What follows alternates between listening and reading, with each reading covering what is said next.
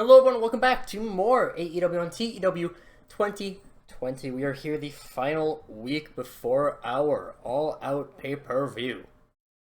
We start off with Dark, as Zack Sabre Jr. defeats Tony Deppen. The Acclaimed defeat KC Navarro and MV Young.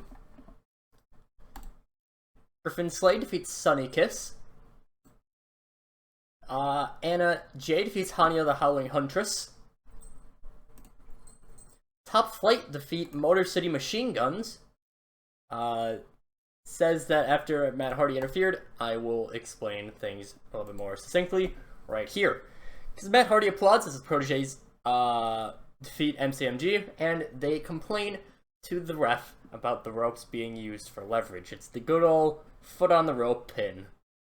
Ref didn't see it, so you know they're arguing back and forth. Top Flight, they've already left. Matt Hardy's already left. And Sabin and Shelley, they're like, well, shit, we're not gonna just let this go. So they take out the ref, and then they themselves leave the ring. Charles Best defeats Megabyte Ronnie. Wardlow defeats Kid Bandit.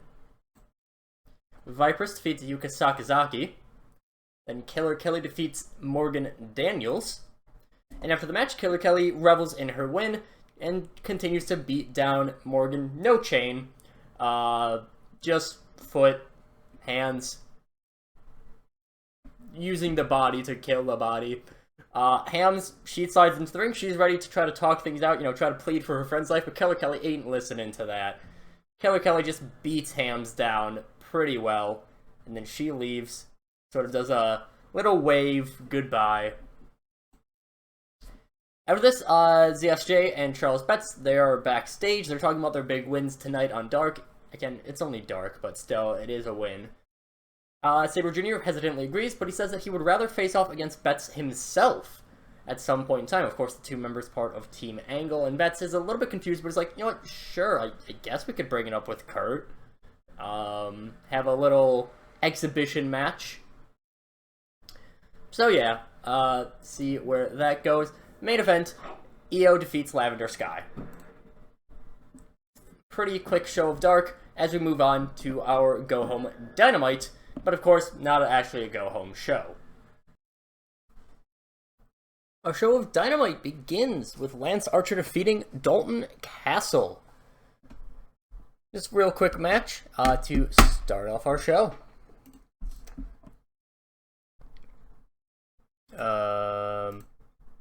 There we go. Jake Roberts then gets into the ring, but before he can speak, the Briscoes music hits, and they walk out. They say, nah, Snakey, we ain't just gonna let you run your mouth off. We all saw what happened last Saturday. We saw that trying to get a tune-up match against us, your boy Matt Sydal got a little bit messed up. And we all know the news weren't much of a secret. So, you can get out of here. You can go play with your other kids. You can have fun sitting on the sidelines for the pay-per-view. For us and the Bucks title match, tag team ladder match action. But Lance Archer cuts them off. Yes, Lance Archer himself speaks. He grabs Jake Roberts' mic. He says, I don't need to have a partner to beat you two. People seem to keep forgetting because I've been in the tag team division for so long. But I am one of the best wrestlers that this company has. Hell, if anything, all of you should be worried that Matt is hurt, because now I have nothing to hold me back from destroying all four of you other wrestlers in that ring. Didn't really make it too clear here, but Lance Archer will be going alone for his team in the tag team ladder match triple threat. Now, this is not something allowed by TEW. So, ratings are going to get a little bit weird because I will have one person in to basically act as a no one. I'll explain more when I actually get to the show. But, yeah. Lance Archer will be teaming with no one. So, can't do a 2v2v1, unfortunately. After this, Jade Cargill and the rest of the baddies are backstage, and they're about to be interviewed by Renee. But Nancy Bouchard has taken the mic, and she is interviewing Jade. She says, Miss Cargill, How will the 4 baddest women in pro wrestling history deal with Big Swole, Kairi Hojo, Jordynne Grace, and Queen Lupa? Jade Cargill, she's, answering the question, says, I'm glad you asked. Now, I get it. All 4 of you have more experience than us. How maybe Jamie Hayter has a little bit more in-ring work than, say, a Big Swole, but AEW experience, you guys have us beat. But honestly, that does not matter. When you look at Jade Cargill, you see the future of women's wrestling, a future star of it. You look at Elena, you look at Jamie, you look at, well, yourself, Nancy, and you see the next in line, that second tier, someone who maybe they're not going to be the GOAT of women's wrestling like myself, but they are the smartest women in pro wrestling for siding with the future best of all time. So you know what? You want to know how we're going to deal with those 4 meddling veterans? We are going to walk into the ring with them. We're going to whoop their ass left, right, and center. We are going to walk out hands held high, heads held high, because that is what we do. And of course, Elena Black, Jamie Hayter, they say their own things in there, but main important thing is Jade Cargill speaking, because she is the leader of this group of 4. After this, Kip and Garza defeat Proud and Powerful. Sammy Guevara, the entire time he was on ringside. He was basically working as a manager for them. I just didn't want to set him as a manager because that's too much work. He's managing them, but he doesn't make any move. He's, the entire time Garza and Kip, they're keeping a close eye on Sammy because he could very well just cost them this tune-up match. But he does nothing. Rose Garden win, and Garza seems to be happy with the turn of events. He leaves the ring with Kip Sabian, and Sammy, he doesn't look happy to be there. But at the same time, there's a little bit of a smirk on his face. He's a little bit happy about this, and commentary speculates that he was trying to get a read of their game plan, how those two will work together, and, well, we'll have to see if it worked on Sunday. After this, Kurt Angle is seen in a dream with Layla Hirsch in the background, training against a UFC fighter. I don't know who. I don't really know the UFC too well, but you can just imagine that basically you got a cage, you got Layla Hirsch training against someone, not like a retired MMA fighter, no Marina Shafir, no Jasmine Duke. Like, it would be a current MMA fighter, UFC fighter. And Kurt says, now, it's a little bit unfortunate that this match couldn't be at All Out, but I want you to look in that ring. Because once Layla Hirsch gets that singles match against Io Shirai, she's going to shock the world with just how good in the ring she is and when she wins. But until then, there's something I do want to announce, something I want to tell a little bit ahead of time. Sure. Layla may not have a singles match at All Out. She's not off the card. No. I'm giving you a warning right now. Everyone in the back, Layla Hirsch has been training for months to win any big match, and she's going to get that opportunity in the Women's Casino Battle Royale. Because she's just that damn good.